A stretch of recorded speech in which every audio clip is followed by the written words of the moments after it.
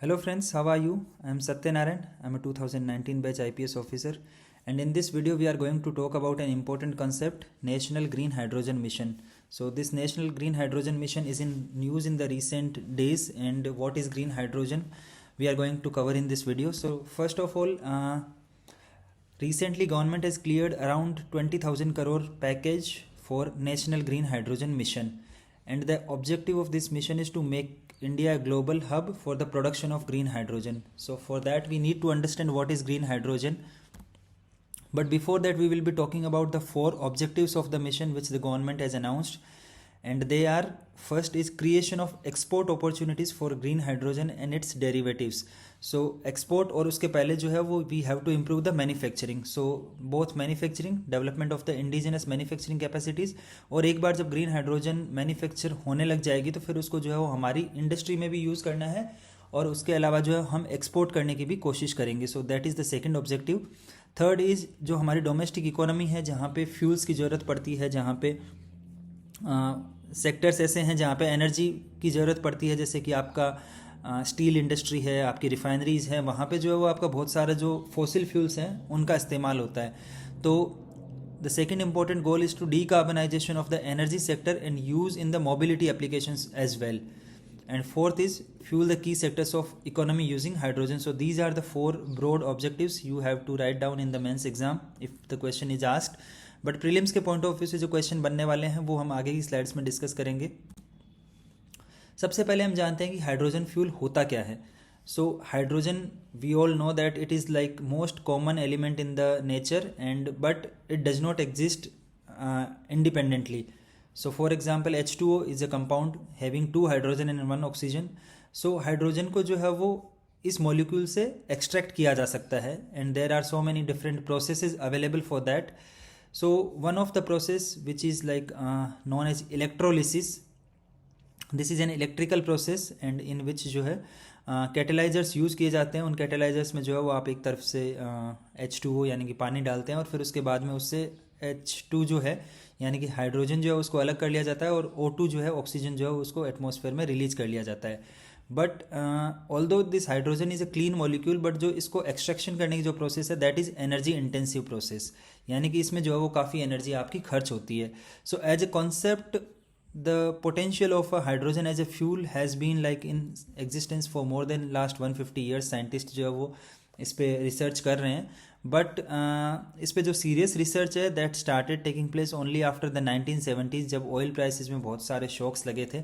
So you can refer to Wikipedia what was the 1970s oil price shocks if you want to know the history of it. But from our perspective, it is important that for the last 50 years we are trying to develop hydrogen as a fuel, and we want to use it as a commercial scale. So for example, different car makers from Japan and South Korea, including Honda, Toyota and Hyundai, they are trying to like commercialize this technology in their vehicles, कि जो है वो hydrogen fuel based vehicles जो हैं वो चलने लगें.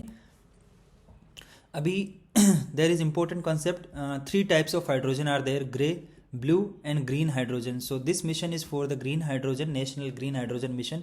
But उसके साथ साथ हमें ग्रे और ब्लू हाइड्रोजन के बारे में भी पता होना चाहिए. और यूपीएससी प्रीलिम्स में जो एक बहुत शॉर्ट क्वेश्चन पूछ सकती है, मतलब कि what is the difference between grey and blue hydrogen या ग्रीन हाइड्रोजन. तो अगर उसमें आपको पूछा जाता है तो then this diagram is important for you. Grey hydrogen और ब्लू हाइड्रोजन दोनों जो है वो नेचुरल गैस या जो नेचुरल फॉसिल फ्यूल्स जो हैं उनसे एक्सट्रैक्ट किया जाता है. यहाँ पे it is mentioned that hydrogen produced from fossil fuels. तो जो हमारे नेचुरल गैस हैं या फिर जो आपका जो अदर क्रूड ऑयल वगैरह जो है, अगर आप उनसे हाइड्रोजन एक्सट्रैक्ट करते हैं तो that is known as grey hydrogen. And blue hydrogen, उसमें भी जो है वो एक डिफरेंस है बेसिकली, कि ये दो चीज़ों पर निर्भर करता है. एक सोर्स क्या है आपका, और दूसरा जो है वो क्या प्रोसेस है जिस प्रोसेस के थ्रू जो है वो आप हाइड्रोजन को एक्सट्रैक्ट कर रहे हैं.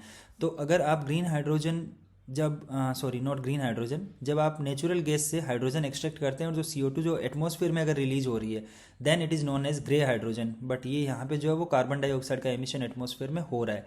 अगर आप उस कार्बन डाइऑक्साइड को कैप्चर कर लेते हैं और जिसको सीक्विस्ट्रेशन कहते हैं, कार्बन सीक्विस्ट्रेशन, अगर आप ये प्रोसेस अपनाते हैं then it is known as blue hydrogen. But हमारा जो कंसर्न है दैट इज़ ग्रीन हाइड्रोजन, और ग्रीन हाइड्रोजन जो है वो वाटर से बनाई जाएगी, यानी कि वाटर से जो है वो ये इलेक्ट्रोलाइजर होगा, इलेक्ट्रोलाइजर में इलेक्ट्रोलिसिस किया जाएगा और उससे hydrogen as a fuel extract कर लिया जाएगा और O2 जो है वो एटमॉस्फेयर में रिलीज कर दी जाएगी। So basically this is a clean process. So this is main difference here. The fossil fuel से डिराइव्ड जो most of the bulk of the hydrogen जो टुडे आज के टाइम में जो जनरेट होती है दैट इज़ ग्रे हाइड्रोजन।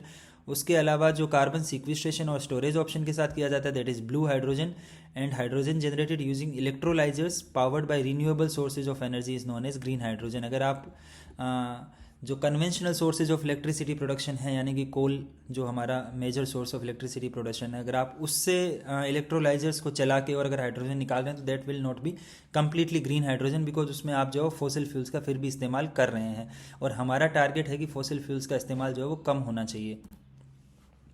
अब हम देखते हैं कि ग्रीन हाइड्रोजन का पोटेंशियल कितना है, क्या पोटेंशियल है। So there are several advantages of green hydrogen over the other sources of energy, and one of them is that it is a clean burning molecule, यानी कि जब ये एज ए इलेक्ट्रिसिटी प्रोड्यूसर जब इसको burn किया जाता है तो उसमें जो है वो एटमॉस्फेयर में आपकी कार्बन डाइऑक्साइड्स और जो बाकी पोल्यूटेंट्स जो हैं वो रिलीज नहीं होते हैं।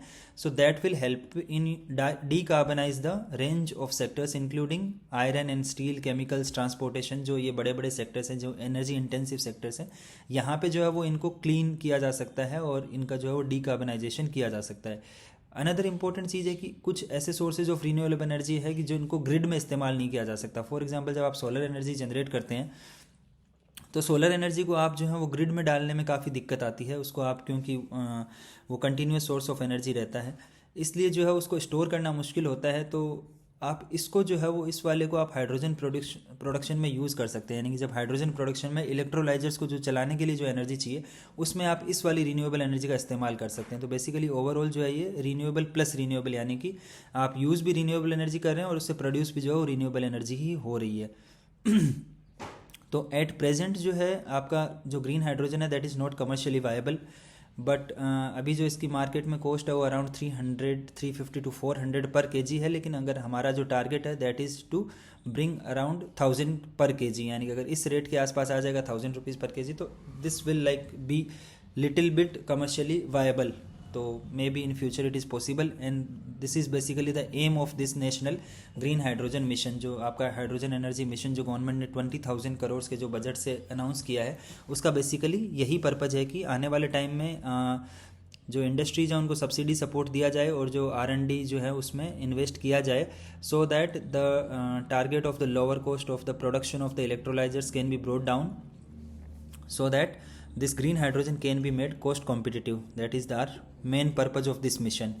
एंड ग्रीन हाइड्रोजन जो है उसको फिर रिप्लेस किया जा सकता है फॉसिल फ्यूल्स के इस्तेमाल के लिए, for example in fertiliser sector, petroleum refining sector, steel production और ट्रांसपोर्टेशन में जो है वो आप व्हीकल्स में भी हाइड्रोजन फ्यूल सेल्स को इस्तेमाल कर सकते हैं। तो इसी मिशन के तहत जो है वो एक प्रोग्राम है साइट, इसको यूपीएससी प्रीलिम्स में पूछ सकती है कि साइट प्रोग्राम जो है वो किससे रिलेटेड है। इसका फुल फॉर्म है strategic interventions for green hydrogen transition programme. So SIGHT जो है वो इसका बेसिकली मेन मकसद ये है टू प्रोड्यूस द इलेक्ट्रोलाइजर्स और manufacturing of the electrolysers and production of the green hydrogen. पहले आप इलेक्ट्रोलाइजर्स को प्रोड्यूस करेंगे और फिर उसके बाद में उसका जो है वो ग्रीन हाइड्रोजन के प्रोडक्शन में इस्तेमाल करेंगे। So this is a SIGHT programme जो कि इम्पोर्टेंट है। और उसके साथ साथ जो गवर्नमेंट का टारगेट ये है कि अराउंड 2030 जो है वो 125 gigawatts of hydrogen energy can be produced. So ministry of new and renewable energy जो है आपका MNRE, ये they are formulating guidelines for the scheme, जो गवर्नमेंट की जो स्कीम होगी सपोर्ट स्कीम उसके लिए गाइडलाइंस भी बना रहे हैं वो, so that this target can be achieved. But for prelims point of view this SIGHT programme is very important.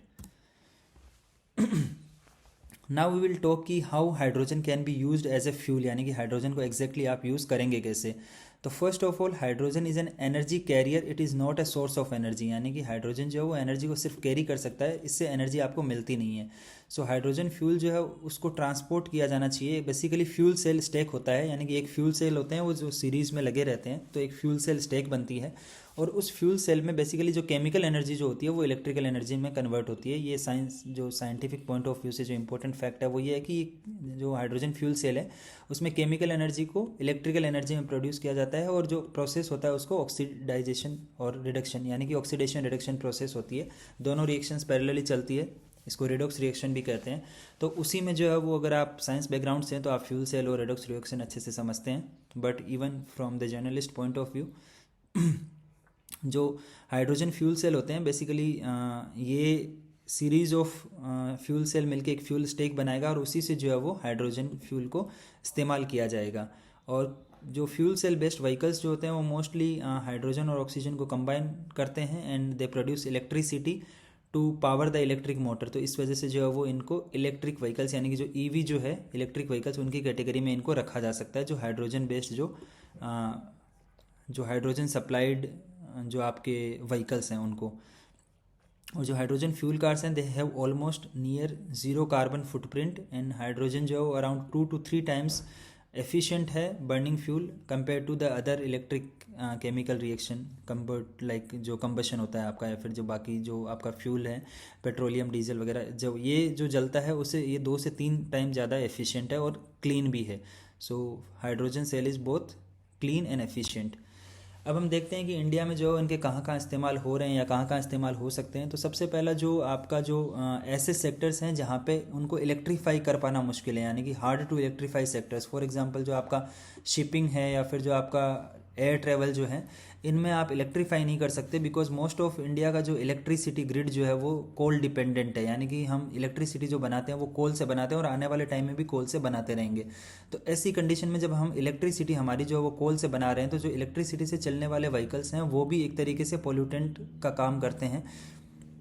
पहले इलेक्ट्रिसिटी बनाने में पोल्यूटेंट्स रिलीज होते हैं और फिर उसके बाद में जब व्हीकल्स चलते हैं तो उससे भी जो है वो कहीं ना कहीं पोल्यूशन होता है। तो जो हमारा जो ईवी पुश जो है, यानी कि हम इलेक्ट्रिक व्हीकल्स को जो पुश करना चाहते हैं, उसका एक तरीके से जो है वो कोलेटरल डैमेज हो जाता है या जो है कंपनसेट हो जाता है। तो जो बहुत सारी कंट्रीज़ हैं, फॉर एग्जांपल नॉर्वे हैं, वहाँ पे 99% जो व्हीकल्स हैं वो हाइड्रो इलेक्ट्रिक पावर से चलते हैं। तो इस तरीके से हमारा भी टारगेट है कि जो रीन्यूएबल एनर्जी का कंपोनेंट है उसको बढ़ाया जाए।